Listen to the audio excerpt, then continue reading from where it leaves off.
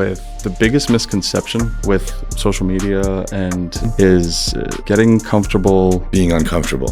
For the love of God, can you please tell everybody how you can actually really succeed? Something as simple as, or not simple, YouTube. But your dreams as an entrepreneur have to be so big that other people's dreams can fit in it. And I want to say to the audience, don't be afraid to take a shot.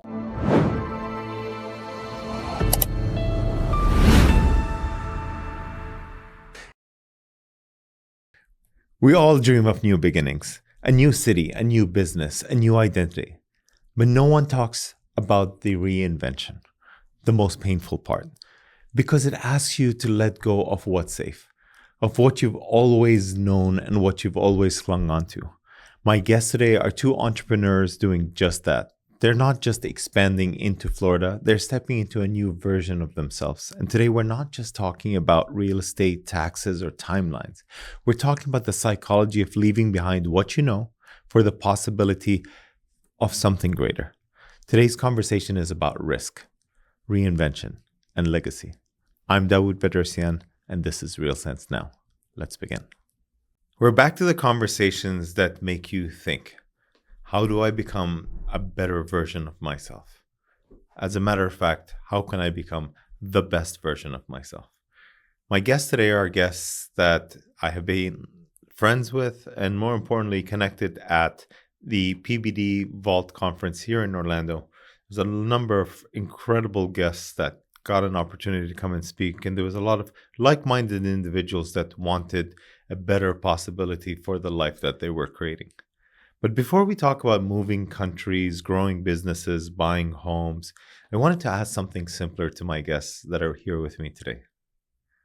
How are you both really doing today? Thanks for having us. Doing great. It's a pleasure to be here in Orlando and to be here with you on your podcast and to have this conversation.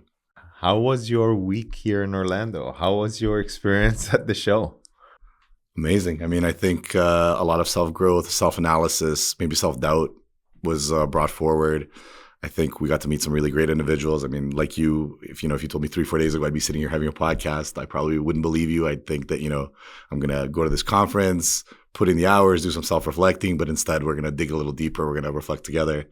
So. Yeah, and we came up with a lot of really cool ideas in terms of how we can collaborate and more importantly, how you can scale and how you can connect it. I think one of the most interesting conversations that we can have today is really in terms of where's this world going? We seem to be living in a parallel universe. You guys are our neighbors on top, being from our beautiful neighbor upstairs, we wish Canada. To be one, but we're not yet. I know. And then we're obviously here in Florida reconnecting. And obviously it's a destination that a lot of people have been wanting to relocate to. We've seen a lot of people migrate over here. We've seen a lot of people open up businesses and expand over here. We've definitely seen migration from places like California, from New York, coming down, especially down to South Florida.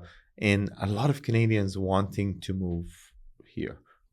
Why do you think that's happening? I think opportunity, connection. I think you nailed it on the head with when you said, connection. We're all looking for connection. I think in this world where we're ultra 5G connected, I think we're all missing connection.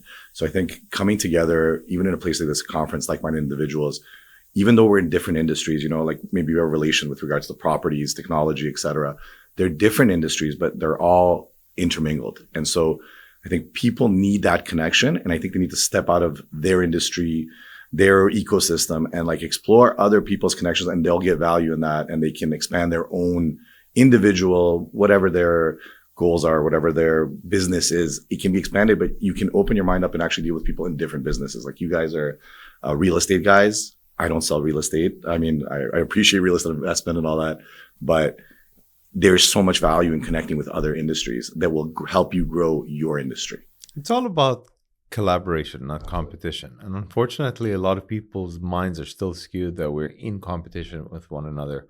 And I can tell you that, the person that binds us all together is a person that literally is, unfortunately, the greatest yes man of all time. Don't ever ask Pete to do anything because he'll always say yes. Exactly. Good, bad, he's down for Absolutely. whatever. That's and good. that's what makes him a great friend. Absolutely. So when he said you were in town and we needed to meet, guess what I had to do? I had Say to yes. show up, say yes, and make sure we hosted you and had a really great time. But our conversations is really what drove me to actually want to bring you guys here. You know, you guys come from two completely different backgrounds. You know, you two guests that are carrying both your ambition, tradition along with you. One comes from a family of craftsmen, and the other is writing his own script as a creator and a visionary. And, you know, I found the conversations interesting because as the world changes through technology, through connection, you can actually build and scale a business from nothing. Yeah, it's as like I'm obsessed with the tech stuff and the internet and scaling and AI automation, and I think a lot of people are struggling with this new world. And you've got 20-year-olds that are building acquisition systems and making 20,000, 40,000 a month, and you know, people that, you know, don't even fully know how to use the internet. And I think one of the biggest things that I come across is people not understanding how to actually present themselves online in a way, like in media, like we do marketing, social media, content, and some people will spend $10,000, $20,000 on a single video, and then other people say, "How is that possible?" But it only works when you've got a full strategy across the board so that you can monetize that attention.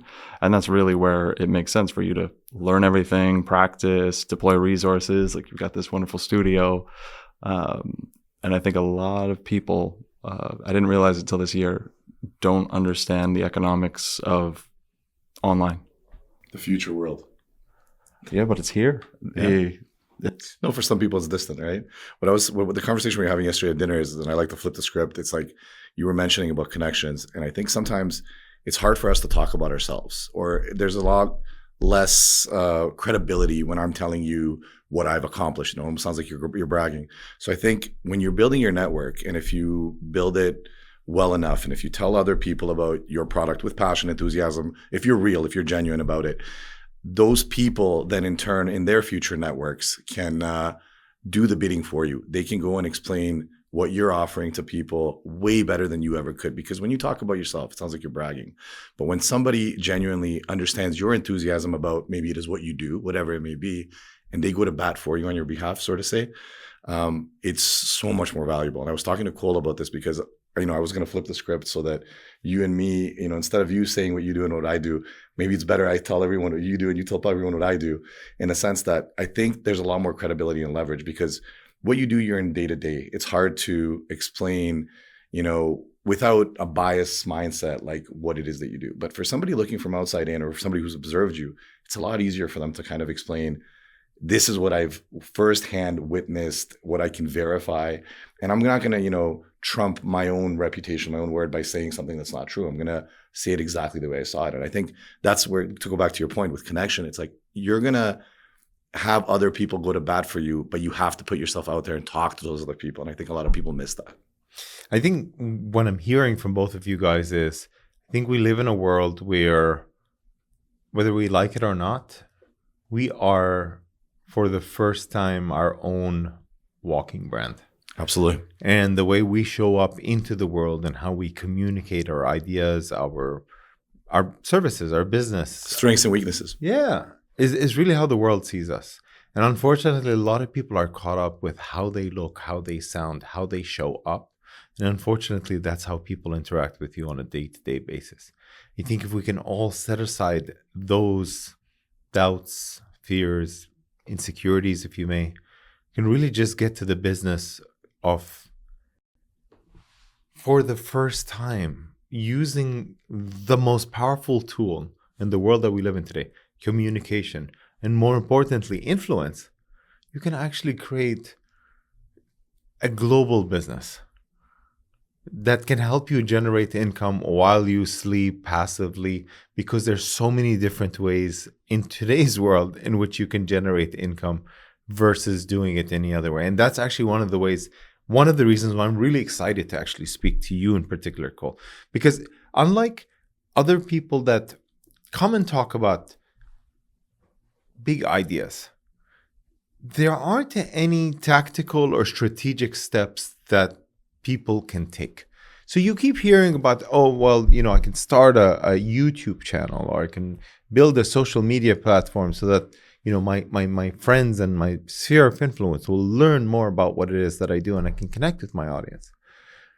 But a lot of people are so bogged down between shooting content, editing the content, not knowing what to put, not knowing how to set it up, SEO, algorithms changing, so on and so forth. And you just kind of get stuck trying to do everything and pretty much getting nowhere.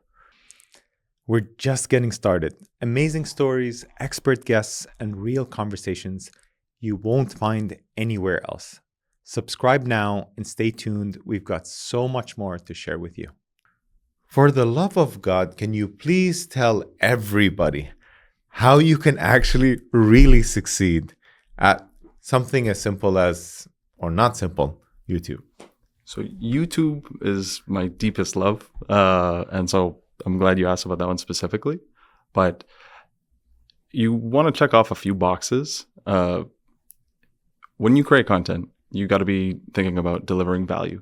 And so even one of the things, like, I'm not famous, so the title of this better have nothing to say like about Cole Neofitu.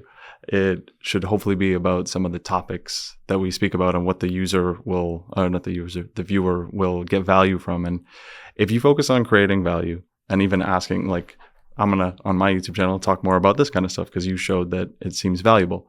And so if you're focusing on what will the viewer find most valuable, try and articulate it, try and give away secrets, advice, things that are hard to find, or even just shaping it in another way. And you've got to do some tactics of, looking at what thumbnails do better. You got to practice your headlines. That's your title. ChatGPT for SEO, the tags. You've got 500 characters on YouTube. Like, you really got to maximize your description, your tags, your title, and the thumbnail, and you can always split test them. And when you're getting deep into the analytics, you've got like a watch time graph. And so if it starts up here and it drops off right away, that's where you've lost interest. And every time you see that, you just got to try and analyze. And you don't really need to do too much editing if you're doing a good job communicating value. Where you do need to kind of focus your effort on is getting better and not burning out. And I think it becomes a lot easier if you have these next few things lined up. If you're collecting leads and you've got you're a salesman, right? You've many other things, but you know how to sell real estate. And so if you've got a very viral video, every video should have a way to come into your ecosystem. And it's almost more about how you monetize the attention you're getting along the way that makes it all fulfilling. Because realtors will reach out to me, they say they want to be famous, whatever, and they don't want to do lead gen, like they just want to be famous for no reason. But as soon as you've got a way to monetize the attention you're getting now and the potential future, you can now pay for editors, you can pay for ads, you can pay to reach the right audience, you can pay for coaching. I don't know if that's helpful. You know what I think would be a really good, a valuable thing for the viewers is if you just explain your journey of how you started your personal brand on YouTube and how it led to your actual career and your business, et cetera. Because actually it's kind of interesting, and maybe it's a fun fact, like I met you through YouTube. I discovered you randomly on YouTube. I mean, and you can maybe, if you're okay to say how many viewers watch those videos. I happened to have been one of them, and we collaborated on some projects early on, and then we continued our business relationship thereafter. But why don't you explain maybe some of the challenges? I think you should start this off. Because I love the way you told the story. Yeah. In terms of how you guys connected. It just goes to show how like good people find good people. Yeah. I've actually met quite a few people off of YouTube. So I want to say to the audience, don't be afraid to take a shot. If there's someone that resonates to you, speaks to you, you're interested in their story even further. Maybe you've heard it, but you really want to go deeper, don't hesitate to do so. I know we live in this world of social media, but in that the benefit is everyone's accessible. So like there's a lot of people that I've sent DMs to, never got a reply. On the other end, there's a lot of people that I've connected to because, I was the one who was, what's the word now, fanboying. And I actually got a relationship out of it. I got business out of it. I monetized that relationship. I maybe didn't monetize my YouTube or my video, and I didn't go out there and put myself out there, but it didn't stop me from, in the back end, and maybe in the real world, as we call it, not the virtual world, take a shot, try to form a relationship, get in front of that person. So I think with Cole, one of the interesting things was, and we have this conversation quite often, is he started off YouTube really early on. And we both have a guy that we used to like on YouTube a lot, Casey Neistat. He still, I think, is the godfather of YouTube. And so I purchased a skateboard, an electric skateboard, and I was looking for other people who maybe purchased this. I was doing market research, on a technology item. And I found a video of Cole in Toronto. He was the only person using the skateboard, rolling around the same way like Casey Neistat did in New York. And I was interested in the skateboard. It wasn't so much Cole, but I saw that there was value in like the way that Cole was presenting this video, the videography behind it, the way he was doing quick edits. And this is like 10 years ago, 15 years ago. Like the edits were fast. It was like the generation we're living in now, but it was back then. But the views, or, not to, like he was young, the views were very, very small, like 100 views. I was one of 100. And so I think, because I met him so long ago, when I watched his YouTube career develop, change, I actually watched him stop doing YouTube, personal YouTube, and go into more of a business end of things, producing for other people. And we always have this conversation about how, I stopped because I wasn't getting views, or I stopped because it wasn't getting anywhere, or I stopped because I wasn't getting any value out of it. And I always try to explain to him, there is value in it. So even if you're getting 100 views, or even if 30 people watch mine in your podcast, if one person walks away with either some knowledge, some value, some interest in maybe mine, yours, his brand, and digs deeper, maybe reaches out to each of us individually, there's already value in that. So you've generated value. So we like to quantify this value as, I got 1,000 views or 1,000,000 views, or I monetized the video to $2,000 or whatever. That's not necessarily, I think, the real value. I think the human connection is the value. And, because of his YouTube, I've connected with him. We're friends now. We do business together. I've helped his business, vice versa. And I'll let you kind of speak on that of your transition of personal YouTube and the failure that we discussed about, I wasn't getting views, and how you leverage that into the multiple businesses that you currently have. And I think that's a good story to tell. The information was a lot more scarce back then. I remember buying a course and doing that, and you identified a couple of good things. So when you're building a brand, he didn't care about me, but he liked what was featured in it. So when you're giving value in some way, it gives you enough time to hopefully build a connection. And then when I talk about like not wanting to get burnt out and monetizing the back end, is I made videos for, 2 years, didn't really see much traction, but I got really good at making videos. And somewhere along you acquired a skill set. Yeah. Naturally. And without any formal education. Yeah. And, you do something every day for years, then you really get good at it. And my mom was in real estate, and I was around real estate. So it was just the clear next step of I had to try and get some money. And so you were trying to be a creator while simultaneously being a entry-level real estate agent, right? Yeah, at best. And what would you say stopped you from continuing to be a creator, and what forced you into real estate? Was it circumstance? Was it financial? Was it money? Was it lack thereof?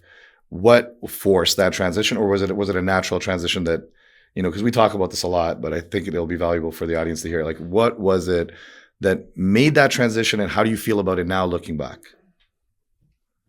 I ran out of things to talk about, and I was getting burnt out because of the lack of gain in the moment. I didn't have a job. I didn't have I wasn't operating in real estate properly. I was lost. Would you say you had to pivot because you weren't acquiring enough listings to sell, to buy? You realized, Toronto is, I don't know if your audience knows this, Toronto has, you tell me the statistics, 750,000 real estate agents? No. 75,000? Sorry. 80,000 at the height. And out of those, I think 750 are actually active at all times. So what is that, 10%, 1%, 10%? Most realtors do zero deals. Most realtors do zero deals. Yeah. And I just didn't like. I had to learn the hard way, like in life, in many things, which is fine. But running out of steam, getting overwhelmed, just somewhere along the way, it died down. But I needed to get my act together, and I needed to start earning money, and I just slowly started picking up other jobs. And then, if you did something every day that took maybe 3 or 4 hours of attention every day, after 2 years, if you're not getting anything out of it, it but seems like something. From what I know the story, so it's easier for me to tell. But you've compounded 2 failures into a success that basically takes both of those failures, puts them together, and runs with it. So you've failed at being creative as a personal brand at YouTube. I'm not saying you failed at the time as a young personal YouTube channel. Then you failed essentially in real estate because you weren't getting enough listings. It wasn't funding your lifestyle. You took both of those failures, merged them, and then you took the filming, the ability to create content successfully and high production content. You took your real estate background, and your first company was a real estate company that basically shot, maybe it's better for you to explain it, but you created videos for other real estate agents where if they had a high-end listing or if they had any kind of listing, you were the one who did the drone shots, the walkthroughs, the Mataports, etc. So you leveraged these 2 failures, which are not really failures, and which is something I'm always telling you, and you made them into something that's super, super successful. I want you to tell us a little bit about that and what the business is and how it grew from maybe how your passion fueled your actual vision and your actual real business then. Because your passion is video. I didn't connect enough dots. And so when I was making the videos, like I didn't understand what I was kind of saying there is like provide value. I was making daily vlogs. Nobody cared about me. I had nothing to really teach. But the best thing I could do is go and explore something new. So some videos actually did get like 40, 50,000 views. The biggest one on my personal channel is actually a tour of a log home that was built in BC, tore apart, came to Ontario, and then like rebuilt. That's I think 600,000 or 700,000 views. But what I finally pieced together slowly the hard way was figuring out the dynamics of business, how to make money. And it started with, okay, realtors were the first people that would consistently purchase photos. Like as a kid, I just, for whatever reason, didn't realize. So I'm making these videos. Who would want these videos? Businesses, yes. It's videos in a lot higher demand now than it was back then. So I started with photos as a freelancer, and then... So you went around shooting like stills of listings that were for sale. Yeah, and... Was video a thing at this point, or was it just stills? I'm just curious the evolution. It was very rare. I was definitely one of the first, I'm sure like here and there, but I was the first at the company that I first started out at as a freelancer. I was begging them to let me do video. Like I wanted to make more money. Like I finally started getting the jobs, right? They took a chance on me. I took photos. They told me how to improve. I got better. And then I said like, hey, I can really do this. Look, they were nervous that because it's just me, if anything happens, if I leave, like now they got to restructure their business, I guess. And as I continued to like finally have a passion in life and get paid for something I enjoy doing, it broke me out of my shell. And then that's where I got addicted to learning. And I wanted to make more money. People said, if you want to be a businessman, you have to, like in this business, you got to do everything. You got to talk to the client. You have to sell the client. You have to have the website. You have to do the video. You have to have 3D. You have to have drone. And I just took that as a challenge and said, okay, let me do video. Let me practice video. Oh, I need a drone. Okay, got my drone license when they force you to do that. When COVID happened, the 3D tours really popped off, and I had a freelancer and I gave him $1,000 in a week, and I was like, I got to get one of these cameras. And so just slowly taking on these challenges and like the failures, like take as many as you can. So let me ask you a hard-hitting question. Content creators are a dime a dozen. You get an email in your inbox every single day for how somebody's going to help you build content, create content, be your social media manager. Real simple. What sets you apart from the competition, and how have you been generating the results? Because I can tell you, based on the stories that I know about, I'm definitely interested in collaborating to kind of go from there. And I love the story you told me yesterday. If you love powerful stories, expert advice, and conversations that actually make sense, you're in the right place. Hit that subscribe button and join us every week for more inspiring episodes just like this one. So, what's the strategy? How does it really work? How do people do the thing that we all hear about that not a lot of people actually take advantage of? Monetize when it comes to social media. How do you create influence? That's what I think a lot of people want to know so that they can push their message out to the world. It's what you don't do.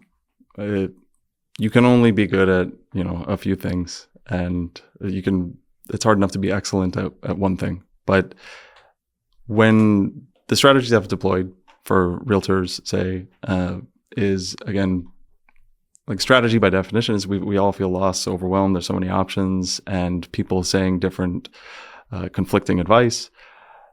I like to focus on what are you good at? What values can you bring? What value can you bring efficiently? What doesn't tire you out? What gives you actually energy? And for each person, I've finally gone like end to end and see, okay, this is the map that I think would work with you. So for someone with luxury properties, access to like some of these properties we shoot in Toronto are people will never get a chance to see. And so to get views out of those, I like to focus on, okay, let's assume that people like this. We know people do like looking at architecture and maybe dreaming. I roll into that, and if there's a realtor on camera, I say like enjoy the space. You are the portal. Open doors, explain things, talk about the finishes. It's an immersive experience. When we've got a mortgage broker that I've got a studio not as pretty as this back home. His first session in, we did 30 videos in an hour. He posted the first one on Instagram. He hadn't posted for 2 months on Instagram. And I said, when he called, I'm like, hey, I haven't seen you anywhere. He's like, oh, I'm on TikTok now. I'm like, if you're already spending the time and energy and money to make these videos, like click post on your scheduler on multiple platforms. Yep. Get the most out of it. He got 1.5 million views on it, filled up his calendar, 100 leads. And now we're building a formal acquisition system so that when all these people come in, he was sending them to a webinar. So it's just a few things, but like, where do you provide value? And so when he was talking about this mortgage product that helps you pay your home off like potentially 10 years faster, right? He's leading with value. He's cutting to the chase, and it really is just almost like a bribe. Every second you speak, you are trying to earn the next second, and then the platforms will take care of the rest. They will reward you. If I show you a picture and you click it, I know it's a good one. And so that's why the title and thumbnail are good. And now once you've clicked it and you're watching it, it's like I'm the ref. If you drop off after 3 seconds, like, I want you on my platform longer. And this video or this creator is not making that happen. So I'm going to show you this one where every time we show it on people's screens, 30% are clicking it and they're watching that video and another video and another video. So you just focus on trying to provide the best value in the way that you best know how to. I like to talk like technical stuff. The best thing I can maybe help business owners is specific problems, or if I can get to know them long enough. You've worked with like realtors young and old, and like generationally, I would say like the old school, the guys that have been in the game for 25 plus years, and you work with some up and coming guys that because those are the guys that like have absolutely no clue so as like to how to. What would you say is like a takeaway from the direction you give to somebody maybe who's a little more old school, maybe a little bit more older generationally than we are? Like, where have you had maybe some results in that regard versus like when you give directions to some of the newer generations that are maybe more open, more tech savvy, they're more used to Instagram, TikTok, etc. Give some 2 examples of both types of scenarios where maybe the generation that you feel should be familiar with YouTube and Instagram is not getting it, and then vice versa. Maybe on the other hand, somebody who never touched YouTube in the first place and then took your advice maybe and like ran with it. Like give 2 examples of kind of both scenarios. I know some stories, so I'm curious which ones you're going to choose. I just want to preface it with the biggest misconception with social media and having success with it, gaining like influence worth having, is getting comfortable being uncomfortable, being uncomfortable, failing, like trying new things. You're going to have to test it. Like if you're going to post 100 videos and it's all the same, you'll never find out what does and does not work. And when you run ads and when we run ads for people and it's 40 different variations, we see in real time, like, okay, this one is not doing so well, kill it. This one's doing well, let's put it there. The older realtors, it's a big gap.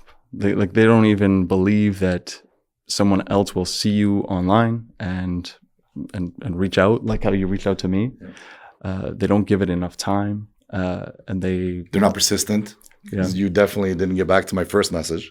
And they're definitely not communicating any kind of value because their audience doesn't know much about whatever it is that they're doing. Yeah, sometimes you have to find a roundabout way in getting what you want. Like for me, for example, I needed information on a skateboard, an electric skateboard, how fast does it go?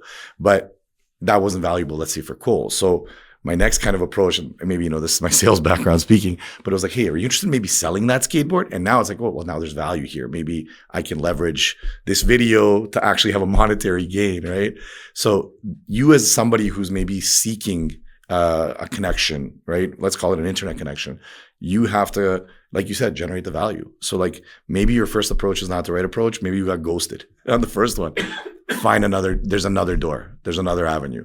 So I think, one of the interesting things I was just thinking about, because he's told me a lot of stories, like when you think of these young generation realtors. So I'm not going to name the person. There's a young girl that's young, like a very beautiful, between 20 and 30, a 10 out of 10 in Toronto that reached out to Cole to do content, and all her content was like her leveraging her looks, and it wasn't getting anywhere. So like, even though she's a beautiful girl, it was, on the internet, unfortunately, they're a dime a dozen, there's filters, etc. She wasn't standing out from the rest. So one of the things she started doing was ASMR real estate stuff, like opening cabinets and doors, and that got views. So it's like thinking outside the box. It's like, I have the ability to, have a presence in front of the camera. I'm beautiful. I photograph great. Why am I not getting any views? It's like, well, try something different, right? That's an example of like a young influencer that I think took a different approach and got crazy results. Now she does ASMR real estate. Like, I'm not going to name her, but but there's a lot of really interesting characters that have done very unconventional stuff. Yeah. Just like been like really monotone and very awkward. Completely outside of your realm. Looking at the color of the wall and going, it's not the color I would have chosen. That's the girl that just went viral right now. That basically goes into like just talks pure trash about the listing, and then she's getting crazy views. Brilliant, you know what I mean? It's thinking different. So you don't have to present everything as beautiful. You can maybe even say your opinion. Where like you come into a listing, real estate agents I think tend to oversell. I really think that's the problem. I think we want to relate to you, right? So you want to be able to kind of really say your opinion. Like if you don't like a cabinet, you don't have to like the cabinet. You can explain that maybe this cabinet can be changed. You can give some options of how it can be done in an expensive way, but you don't have to love every single thing about every single listing, because I think that's where we lose the relationship. Like, I don't want to be sold. I want your real opinion. If you don't like something, I want to know. You know what I mean? And I think a lot of real estate agents miss that. But I think a lot of business people miss that too. Absolutely. And I think a lot of people, when they're disseminating content, completely missed the boat when it comes authenticity, to I think, is the key. Like if you come across as who you really are, that's where I think that's people feel that. You can't fake I think it. In addition to that, what people are really doing, I've been producing content for the last 5-6 years, right? Consistently, religiously, on so many different platforms, radio, TV, this, that, whatever. And you know what I realized? I realized that there's people that are quietly watching you, not following you, not liking your stuff. Not liking your stuff. And I know you're sitting there in an echo chamber going, why am I doing this? This is a complete waste of time. But I can tell you one thing. You'll get that phone call where the person goes, you are my inspiration that made me go into this, even though I didn't tell you at the time, whatever it is. Or, because of you, I went out and now I own 50 properties. And even though, unfortunately, we didn't work together, it doesn't matter, right? You were a direct correlation to my success. And at the same time, when people are ready, they will show up. What people are waiting for is to see you successful at whatever it is that you do, so that they go, hey, can you do that for me too? Yeah. And I think that's what it comes down to. I think your background is really interesting. You came from the real estate world as well, property management. Yeah. And then you decided to do something that... I went back to my family business. That I was trying to avoid. Which was? So we're a sign manufacturing company, where one of the businesses I have is a sign manufacturing division that we basically produce everything in-house. So I wasn't trying to be a salesman, even though I think sales comes naturally to me. I wanted to do something different in real estate that was from what was available. So as a property manager, I realized that a lot of, I don't know if the short story, but Toronto experienced a really big condo boom. So timing is really important. And I happened to be in the condo industry during the condo boom. And I was managing what at the time my employer called blue chip properties. They were like the biggest, the tallest, the most expensive projects at the time in Toronto. And I was managing these projects as a property manager. And I realized one consistent issue that was across the board, equal to every single builder. And they were basically handing over these buildings to property management companies, whatever the management company was, and they were doing the bare minimum because they were trying to maximize profits. And they weren't, and again, it's not their job to deal with the experience of the resident. Like, they're building a beautiful structure. When the actual function starts to come into place, they're not thinking about that. But these structures, they house people, pets, parking. So I found a lot of issues with the way people were getting around these properties, with the way that they were interacting with the properties, the way guests were interacting with these properties. And I saw that signage was a solution. So I just went back to my roots, kind of similar to kind of Cole. Like, I took a failure where, the sign company that I didn't maybe want to pursue or didn't want to continue my business in was now my asset. And I went back to that and I realized there's a lot of value in the knowledge that I have, and I can help these properties that are either brand new or existing become better, I can enhance them. I can bring value to the actual resident, to the visitor. So we started a company that basically catered to property managers and developers later. And we essentially do architectural signage from garage to penthouse. Every sign you see in a building, we custom make in-house to either match existing stuff or existing signage infrastructure, or completely new, redesigned, facelift, bringing it to the 21st century for older stuff.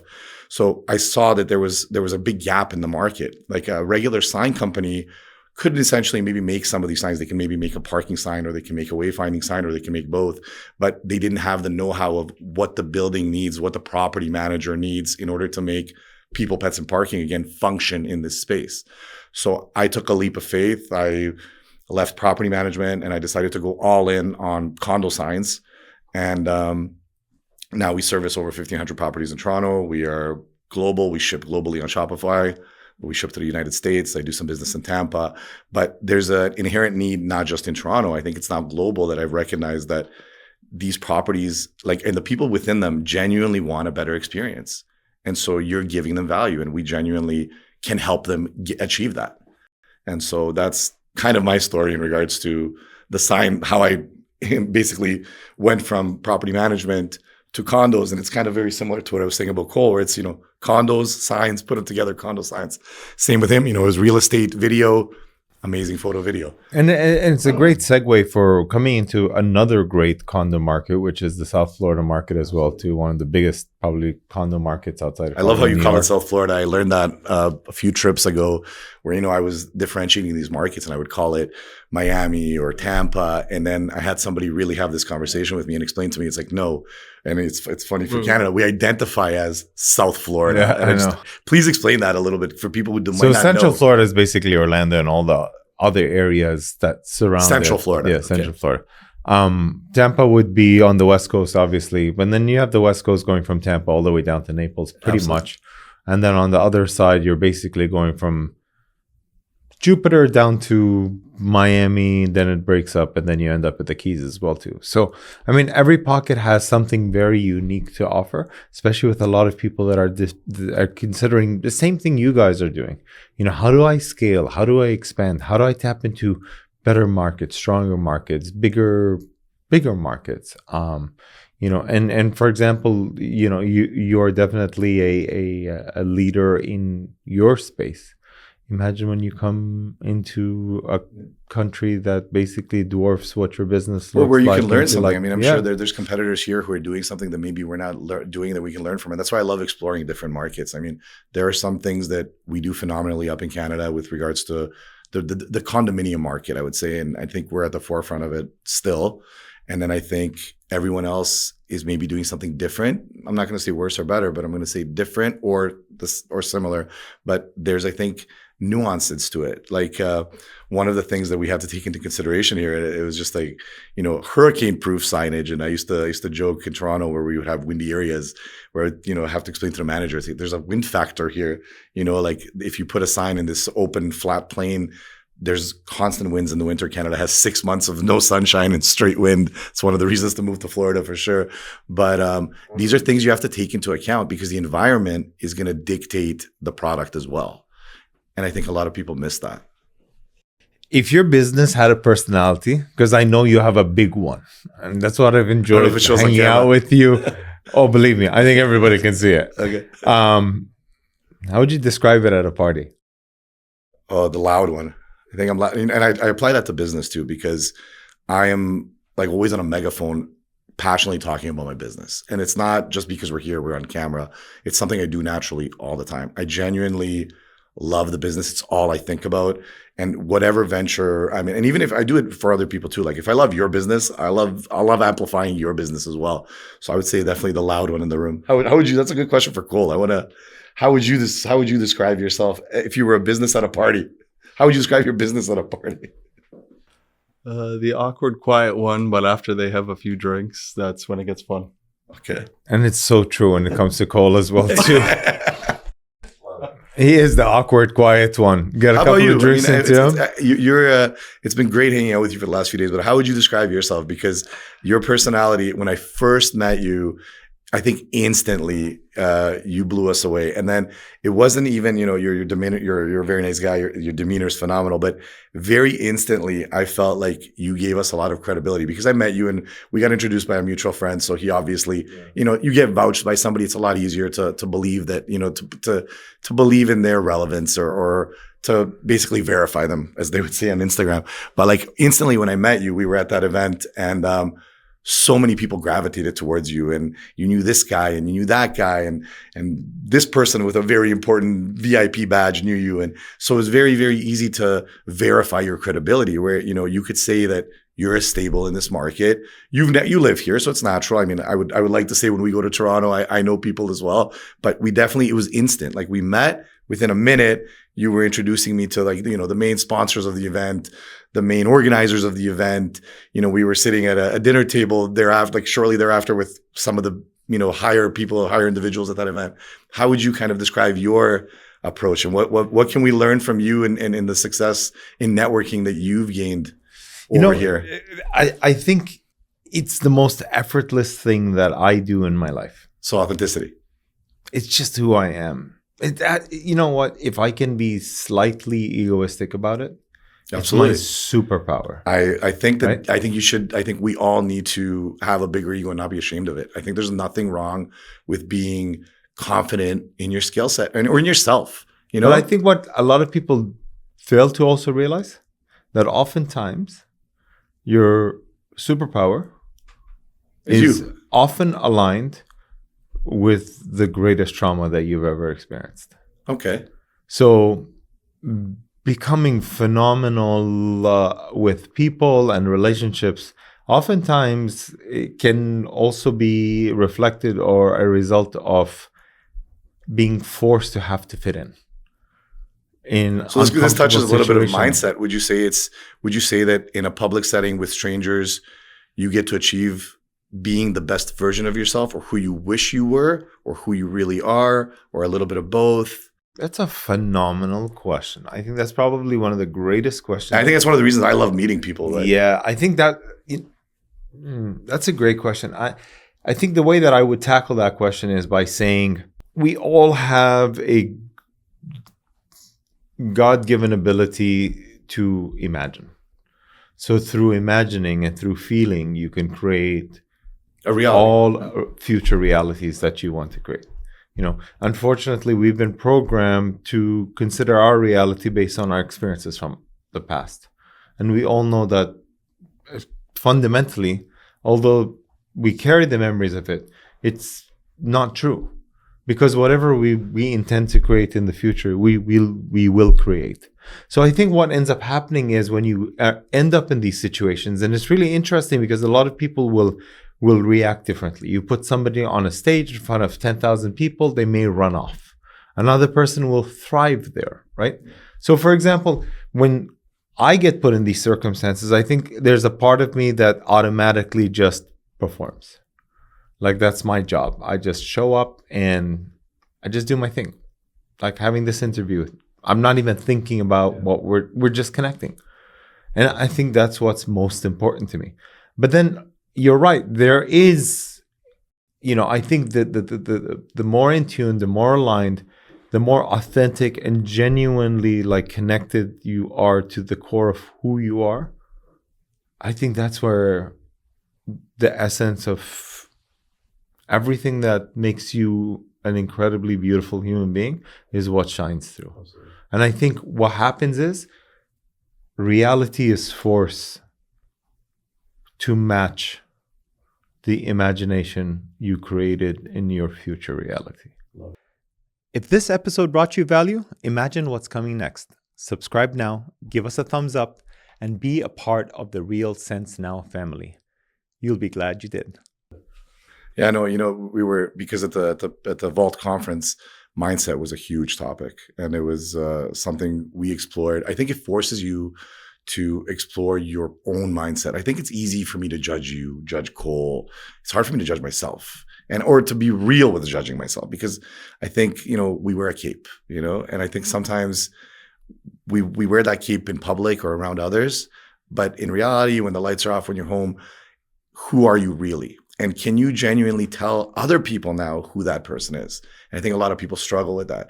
And I think we sometimes don't want to even express our failures or fears in fear of maybe being disliked, or, you're not living up to my standards, or et cetera. But I think that's where the real value comes in, where we can actually really help each other. Because maybe I'm not confident doing this podcast. Maybe I'm going to say, I'm not really comfortable in front of the camera. I don't feel like I'm speaking as well as I would if we were at a bar, as Cole would say. And having somebody maybe give you that encouragement, real or positive or negative, I think helps you. And I think people need to get more comfortable with, like you said, being uncomfortable. And I think trying new things, like this is my first time being on camera, talking about my business, about myself. I don't want to sound like I'm bragging, but the point is to, I think, be vulnerable. And find flaws in everything you maybe did. And from that, you're going to take away a lot of value. You're going to be better off the next time. I mean, there's a lot of things I've done the first time, the second time, they weren't my best performances. By the 10th, 15th, 100th time, I'll do it. I can do it with my eyes closed, right? And I think we're scared to get out there and take the shot. And you miss 100% of the shots you don't take. So take the shot, be okay with the miss. What's your honest why for why you're actually considering scaling and expanding your business and wanting to actually come over here? I think hunger. I think I set a goal. I've set a financial goal and what I believe the company can achieve, let's say per month profit revenue. I've achieved that goal. I've set new goals thereafter. I've achieved those goals. I'm setting new goals. I'm constantly challenging myself. So I have a proof of concept that I feel I developed in Toronto, in that market, which is maybe unique because it does have a extremely large number of high-rise, mid-rise condominium projects in comparison to Florida, let's say, where, Florida is definitely a big contender, but I think Toronto in general, for such a small area, the number of condos they've put up in the last 15 to 20 years, I think it's record-breaking. I don't know the exact numbers. But I just feel like there is a need, and I've challenged myself to go across the border and to not just take it just to Florida. It's across all of the US, it's global. I've done some work in Europe as well. I just think the product it's a necessity. So it's not a sexy product. A parking sign, for example, isn't a sexy product, or a wayfinding sign, but it's a necessity. We are confident in the way that we produce it. It's built in Canada, made in the USA for certain products. And we want to stand behind that. We want to be a contender in manufacturing. It's extremely hard to manufacture in this country. And when I say in this country, I'm going to Canada and US, I believe it's the same problem is equal.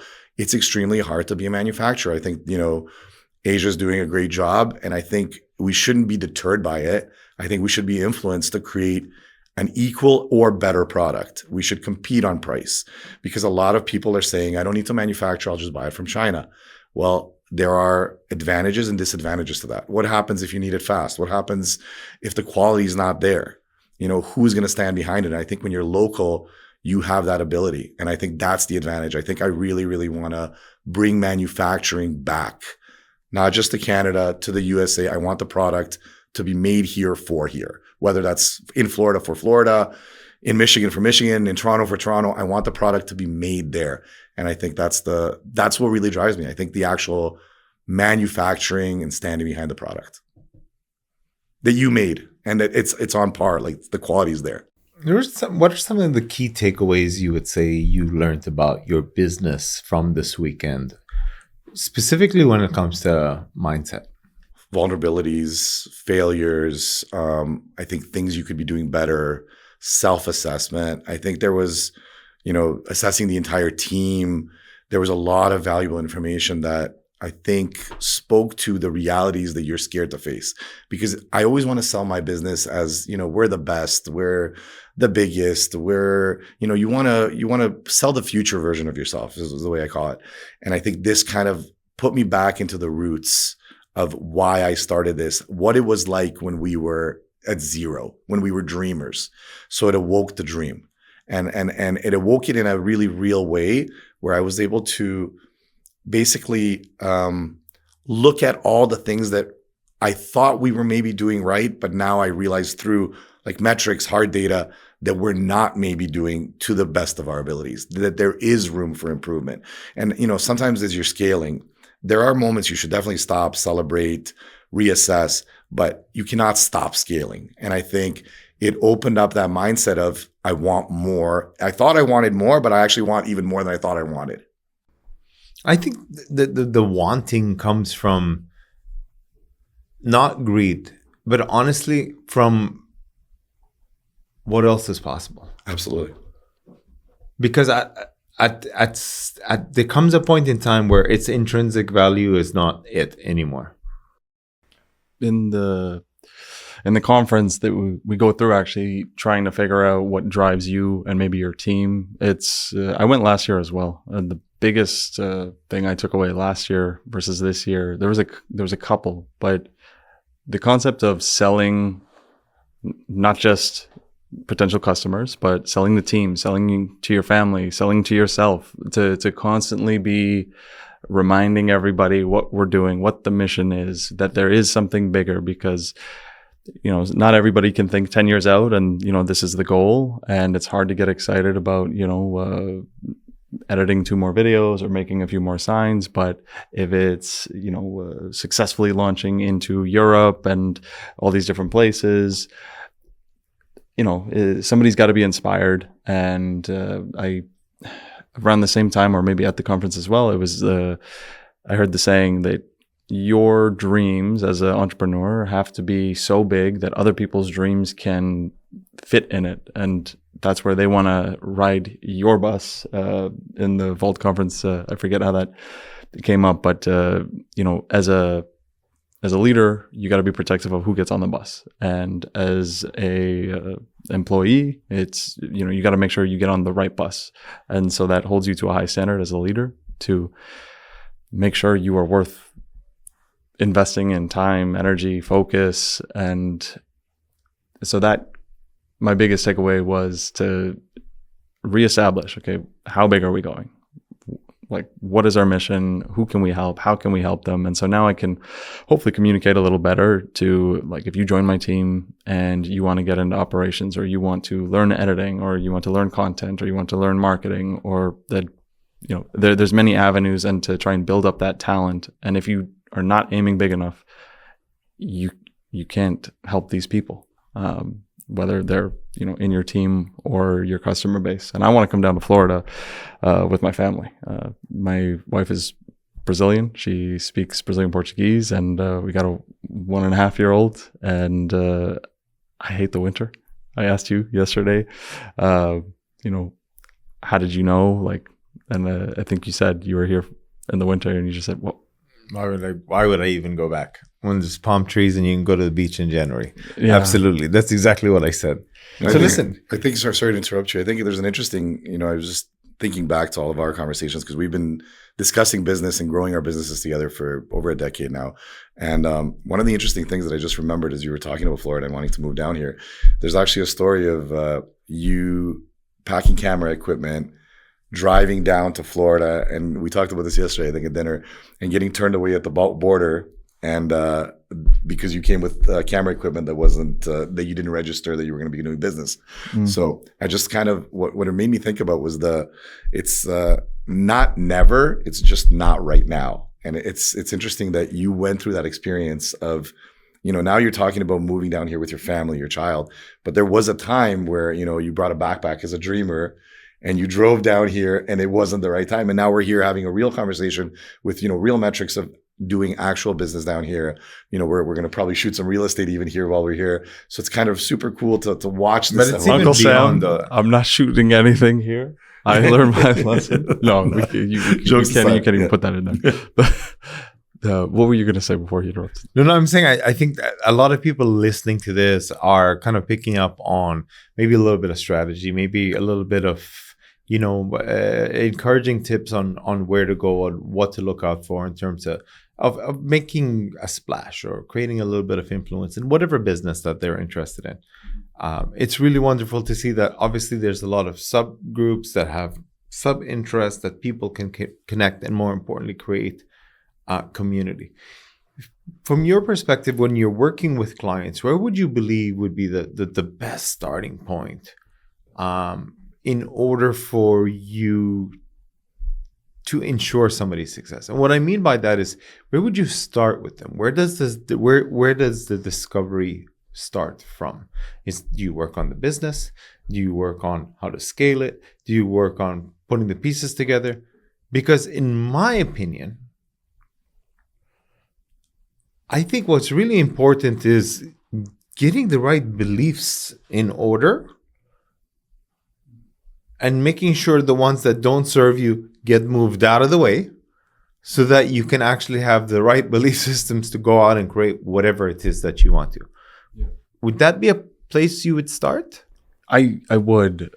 I would think that you'd be surprised. Like, I guess the way I see things is there's not like 5 different levels of where someone could be and how they'll find success. There's many. And I think, like, if we're checking off boxes first, is I think your business, if you have one, has to be somewhat productized, because most realtors that call us, if they don't have an admin, they don't have staff, it's a very different ball game than to someone that when they get the lead, they've got a team that handles it. So if they have to pay $5,000 to get the customer and they make 20, but if you don't have that team, the fulfillment is not productized. It's you're not going to want to invest as much to have more labor on your plate.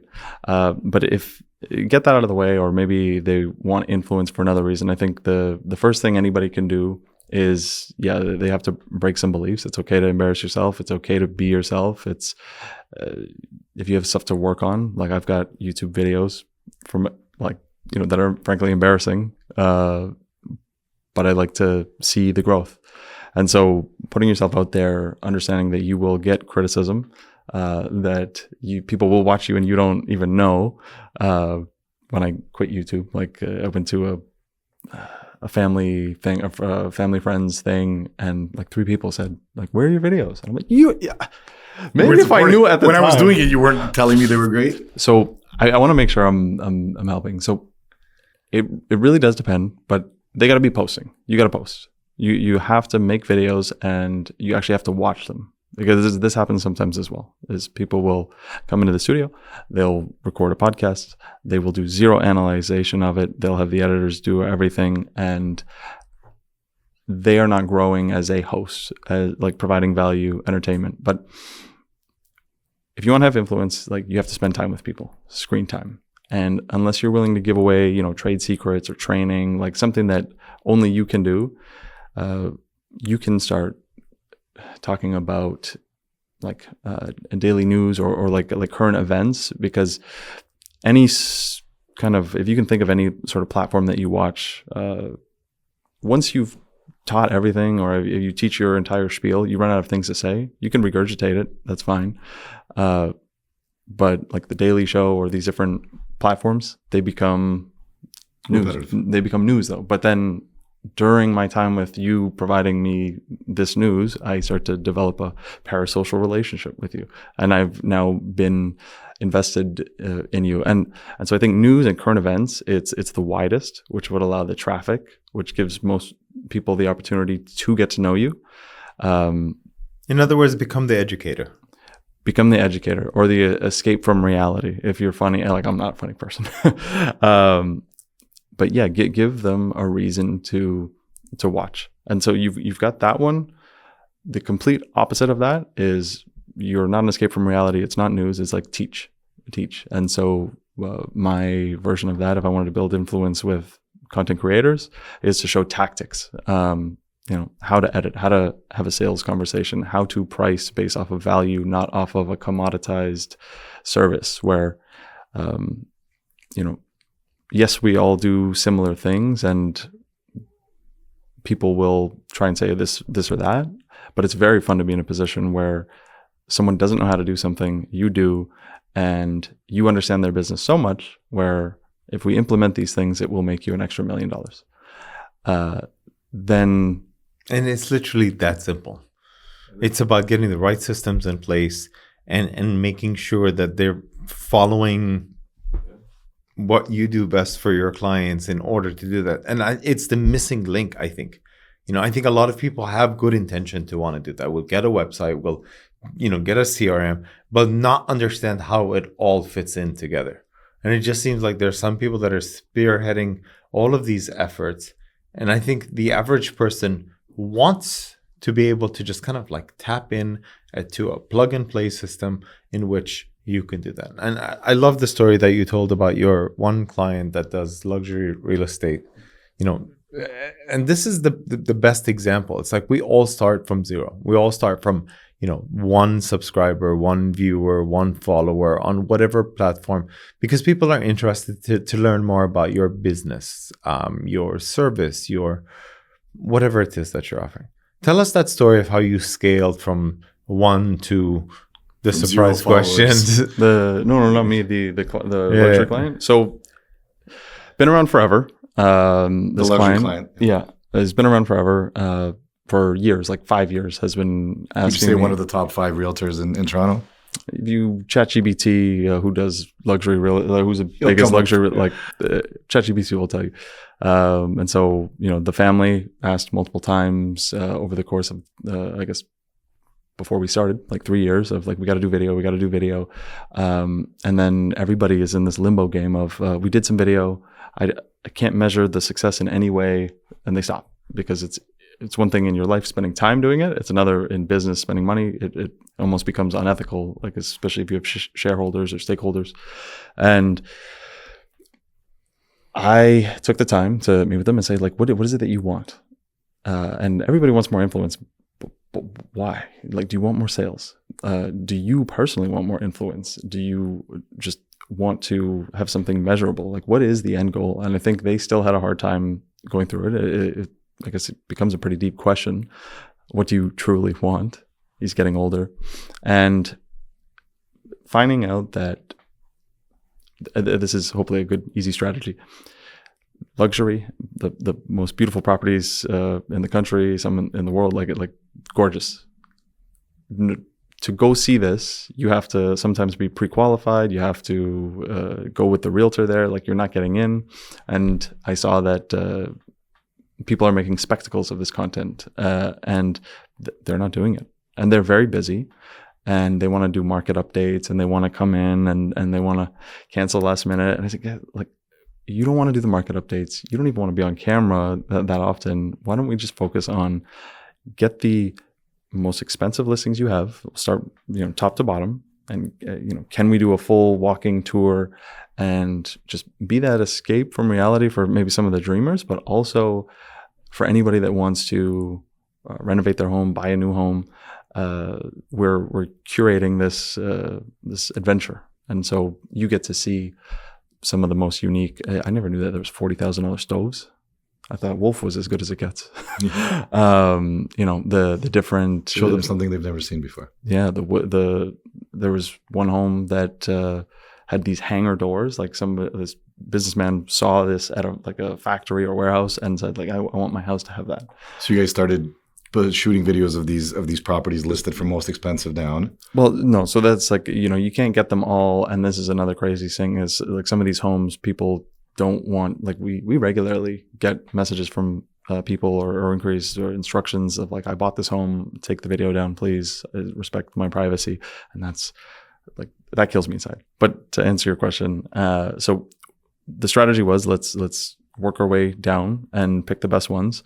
And when we started doing that, I think they had 1,000 subscribers on YouTube. They were not monetized. The channel was there for 4 years. And I think we've now done over 1 million views on the channel in like a 6-month period. We monetized the channel. It's now made thousands of dollars. And there's a few things that come with that as well, like adding lead forms, adding tracking to the site, because now my biggest thing is, okay, we got the views, but so what, Cole?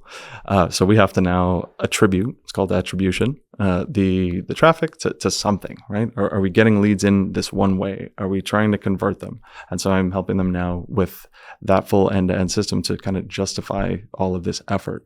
But I was really hoping that they would continue to show up on YouTube and just have the YouTube, like the ad spend already pay for itself. So that was very cool. He called me one day, said, is this a scam? Like we got this email from YouTube. And I said, no, I told you we will monetize this channel. And I'm so confident that if they commit, that channel will be worth $1 million, like in a year. Like if we just, it's just a feedback loop. Okay, we did this, they like this got us more views, more of this, more of this, more of this. And we got one video to 600,000. I think that was already $2,000. And long form real estate tours, check a few boxes. So long form, you get paid more. There's more ad reads. Real estate, luxury real estate, higher end clientele, people will pay more to have their brand or product on those videos. And so that means that it's called cost per milli or revenue, for the 1,000 views. If you do like funny content, you might get $1,000 per million views. Real estate, $15,000 for 1 million views. So depending on who's seeing it and all of that. So just trying to align the everything. And so maybe I'm all over the place, but I'm just focused on how do we get strangers to want to watch this? How do we keep their attention? They flamed me in the comments on a short one, so I made a longer one, and lo and behold, it did better. Like you actually just listen to what people want, and super friendly in the comments. What could we do better? Even some are very rude, but just how do we do better? Essentially, the client got a 100% ROI. You invested, let's just say hypothetically, $2,000 in producing the content for that particular listing. In turn, that content had an ROI of $2,000 from the views. Yeah, the client basically sold that listing, was not out of pocket, and was able to continue with a strategic plan that in future could allow them to monetize future videos. Yeah, like 30,000 hours of watch time. Is the client in it, if you don't mind me asking? I don't know this particular That video. one isn't even with them. The more interesting one was the one with the hanger doors. One of the agents on the team is walking around, and he's good. He works with me. He understands. I said, like, okay, no, let's do that again, but let's interact with the space. Let's talk about this. Let's try and imagine, like, we are trying to show potential purchasers of this property. We're trying to show potential sellers that what you're talking about, that you can actually sell their thing. And we are trying to get the average person to watch this, have a good time, so that it gets more eyes. That one got 10,000 hours. I feel like I have been your friend for years, and we've maybe spent 10, 20 hours in total together. So what would 10,000 hours of humans watching you? That means to me that the people that are watching you have already passively prospected you, which means the reason why you need to be on video is that people will get to know who you are. They've already interviewed you without even speaking to you. They've already selected you. So when they are ready to work with you, all you have to do is just connect with them. That's the beauty about video today. So let me ask you guys this question. What's one lie entrepreneurs keep telling themselves that slows them down? That it's not that simple. That being in that room at the Vault conference and, 10,000 people, whatever the number was, various businesses, like I'm no genius and I see people further ahead, no genius. Like it is not that, it is that simple. You solve a problem, you find another problem, you solve that problem. You don't need to worry about all the different things. And if you just kind of pick one problem at a time, solve it, and maybe that act of picking one problem, that is strategy. That is like attacking the constraint. So, if you're not getting enough views, let's talk about is it the views you want? No, is it the leads? Because I'll get leads from a video with 100 views. What's one non-negotiable in your lifestyle that you've designed your business around? I think I'm working on that right now. I don't think I've done that. I struggled for such a long time, even figuring out how to make money. And maybe that's why I'm now obsessed with tackling bigger challenges, because for whatever reason, it was a slow start. But I've made every sacrifice. It doesn't even feel like a sacrifice. I don't have that yet. But now my 1.5-year-old son is okay, I will probably not take your call at 11:30 p.m. If I probably will. I want to make sure the clients are happy, customers are happy, the team is there. But I don't know, what for me it would be, but the non-negotiable in business for me would be doing the right thing. So if the customer has a concern, a complaint, ensuring that you address it. Don't run away from anything. Deliver bad news fast. We run into issues. We run into hurdles.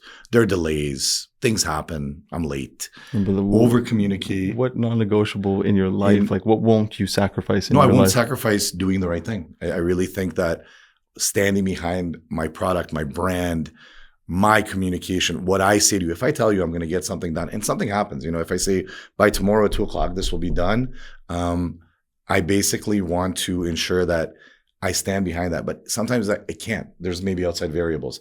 So I want to ensure the non-negotiables, I'm going to always do the right thing, which is I'm going to be honest with you. I'm going to be transparent with you. I'm going to tell you why I'm late or why I couldn't deliver or what hurdle I overcame. And it's going to be the truth. And it'll be the real reason why I couldn't deliver on what I wanted to, but I genuinely wanted to deliver on it. So it's sometimes problems that are beyond your control. I find that people sometimes want to avoid being wrong or not living up to the deadline that they set.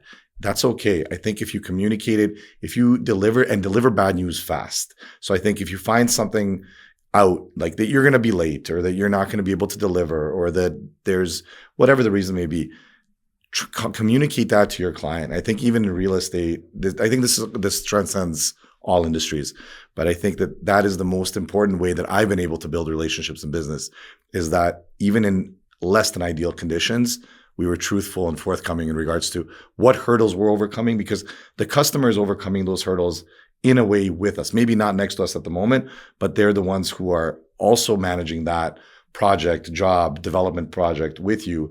So they need to be informed as well. So you doing something for a client, you have to actually put the client in the passenger seat with you, and they have to see everything that's going on, even though they might not actually physically be there. I thought of it. It's the process. Non-negotiable is if you want a result, you have to follow the process. There's nothing more frustrating than I want to achieve this thing, Cole, make it happen and do it my way. If you came here for results, then and you're having trouble with them, it's if I'm putting my neck on the line, we got to do it this way. And then if I want this to be a sustainable business and have time to spend with my family and friends, when I say you need to prep so that, you know, this happens, so that this happens, so that you're not calling me at 7 p.m. or 8 p.m. when I do want to have dinner with my family. And so I think for myself, I'm earnest, and I want the best for us all. So if I tell you to do something, I'm like, please just do it that way, because I will probably negotiate with myself in that moment, but we'll all have a great time. If I've stuck my neck on the line and say, okay, like, you do this, like, I promise you we'll get there, money back guarantee, whatever it is. So just, yeah, my process is the non-negotiable. For success. No, just not like with the business. Like I learned that the hard way, right? I didn't assert that we are going to do it this way, and then all the trouble that comes with it, right? Like, you just don't realize how, like, the knockoff effects of it. Yeah, I don't know. What about you? What's your non-negotiable? It's hard. It's hard in real estate to have non-negotiables. No, I think my non-negotiable is just, I think at this point in time, it's doing stuff I really enjoy doing. I think that's my non-negotiable this time. Because if you can operate from a place of a lot more abundance as opposed to scarcity, then you can really kind of pick and choose what experiences you really want. And if you start to kind of attune your perspective or what outlook or outcomes you're looking to expect, and if I'm clear that I just want to do phenomenal business with people I genuinely care about, whether they're my clients or people I would like to work with. Like, I mean, you came from a content space, and before we ended up having our conversation, we literally set you off on 2 or 3 new business paths in both real estate and content creation that can allow you to go and create a global business doing the same stuff that you're doing, except for yourself, not for somebody else. Enjoying the vibe? We drop new content that's fun, real, and packed with value every single week. Hit that subscribe button. Let's grow this community together. I'm excited because this is what happens. Your non-negotiable is why you were meant for this. Yeah. You will continue to do fun things, explore, take adventure. Like, you took us to a beautiful place. I did not think we were going to end the day. Thanks for showing us Orlando. Like, oh my God. But don't ever stop. And your superpower of getting people to trust you, come with you, follow you, have fun. Yeah. Like, because you helped me through a couple of things yesterday of, you know, stepping out of the comfort zone. And so if you continue to explore new things, meet new people, introduce people to other people, like you just did now, right? We'll get into, like, I want to try and provide some value, but if you, like, the places you took us, you've got to bring a camera with you, or get someone to bring a camera with you, and the owners, the people, because I'm sure your network is probably quite vast, and just take us on these adventures in person. Thank you. Virtually, because I'd love to know more, right? And I'm super curious about Orlando and Florida and moving here and mistakes along the way. And I'm sure you've got a lot of content that speaks to that. But I'm excited. Like, we got to talk about some content strategy, because I think you think he could have pulled out a camera yesterday and done more content creation himself because we were in some beautiful environments and we were at some cool places. I didn't say it as eloquently as no, it's very clear in my mind. It's not coming out that way, but I spend a lot of time in my cave on my computer building out things. I don't have this, like, and so as a realtor, I can't tell you what's great in Toronto. No, not even in Toronto, right? I know Weston, the neighborhood I grew up, like Queens Quay and Harbourfront. Like, okay, I know that like the back of my hand.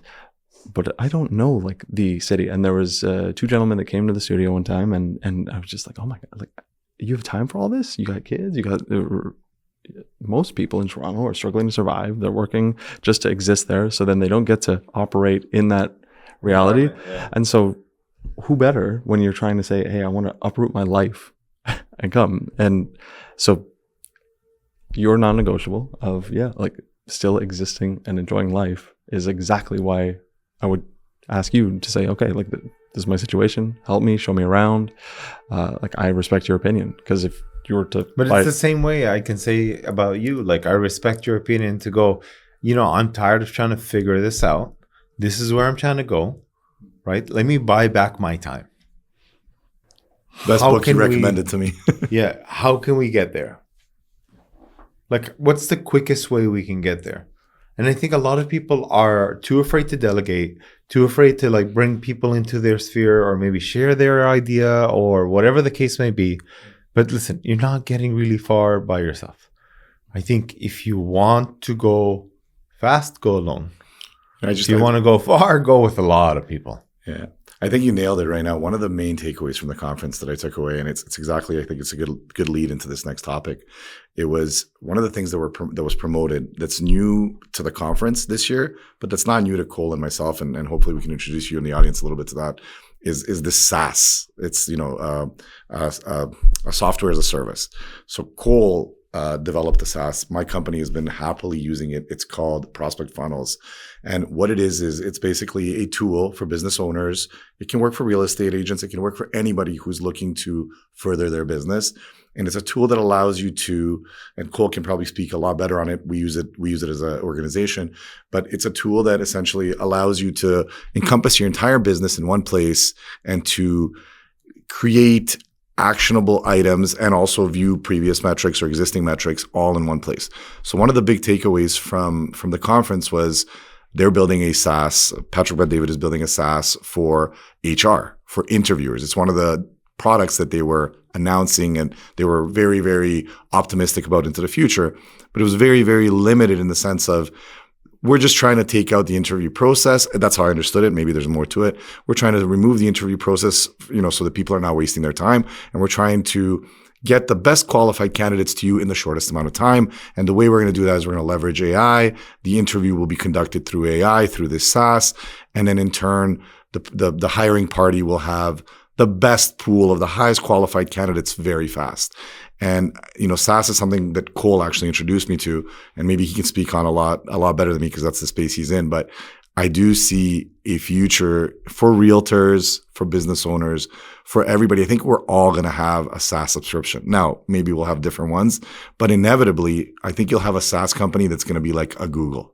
Like not Google itself, but like everyone will search, like they search on Google, everyone's SaaS there will be a dominant SaaS. So I'd love to hear your take on this. And in real estate, I mean, I can tell you my experience, how it helped me grow my business, how it helped me deal with my leads, my downpipe, my funnels, the way it helped me measure my sales. But I think it'd be super, super valuable for everybody if you kind of talk about how you got into SaaS and where you see SaaS going and how realtors, how you would implement maybe SaaS or your SaaS with each other. I think that's a lot of value. The purpose of Prospect Funnels is just like you said, like show me the way. It's if I'm helping, wouldn't it be nice if all the data, all the questions could, like in the discovery process, when I ask you X, Y, Z, where do you want to go? What do you want to do?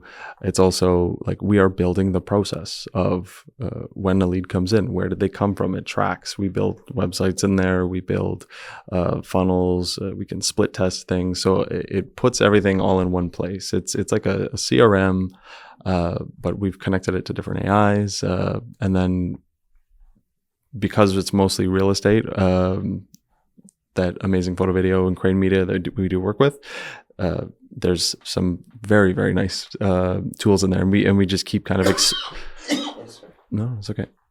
We just keep doubling down on the different possible things in there. Like we just launched a Zoom app that integrates with this, and when you post a video like this and you have the webinar of how to sell homes in Orlando, or how to move your family to Orlando, or how to expand your business, or how to buy, like how all that works, right?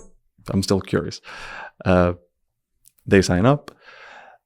When you have your like live webinar, it takes attendance and sees how long they were there. And it marks in your system, in your Prospect Funnels account, okay, show versus no show. That sets off a set of sequences. It lets you know who is more interested, like, if they were there for 3 seconds, 2 minutes, 10 minutes, the full show. And that also allows you to then, get a little more complicated with it. And the stuff that we built with him, like his phone system and all of that, like there's quite a few things. I keep trying to get you. I think it's a great way. I think for realtors, I always think about, because essentially when I started my business, it's sales. It was relationships. It was, how does one customer web into 3, 5, 10, and then when you grow your customer base, that's the hardest part.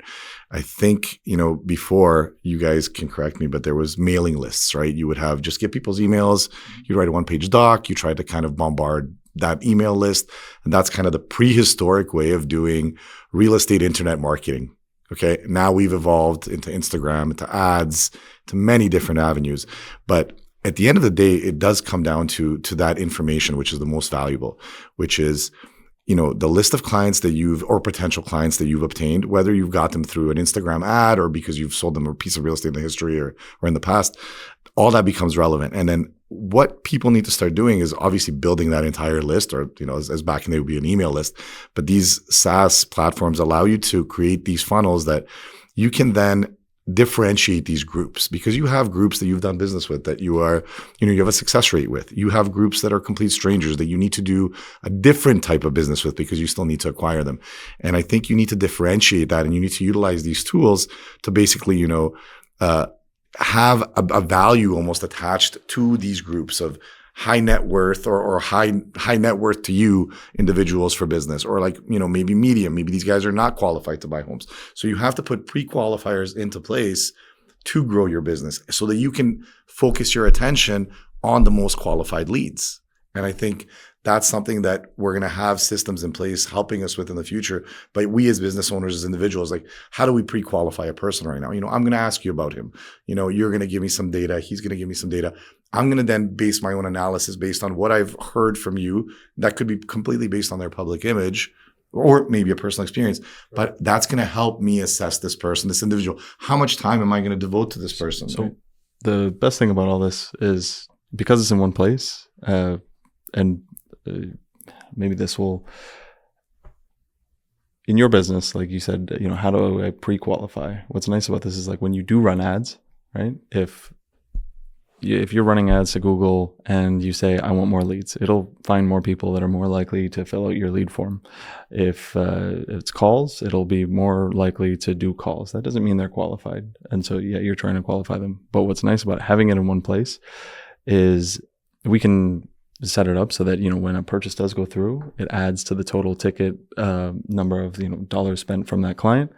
And then that information gets sent back to Google, to Facebook, and says, we don't want leads. We want more people like Jim and Chelsea and Sarah, because they gave us, $100,000 worth of business, and these people gave 50 and 40, and these people gave 0. So, because Google and Facebook have all these data points on you, it's, imagine, 100,000 leads came in, or something smaller, 1,000 leads come in for your properties. Well, if you're just telling Google you want more leads, they think they did a great job. Here's 2,000 more. But if only 10 closed, bought a property, when those go over the line and the conversion API, it's called, gets sent back to Facebook, and Google Tags Manager says, okay, I will only pay for people like this.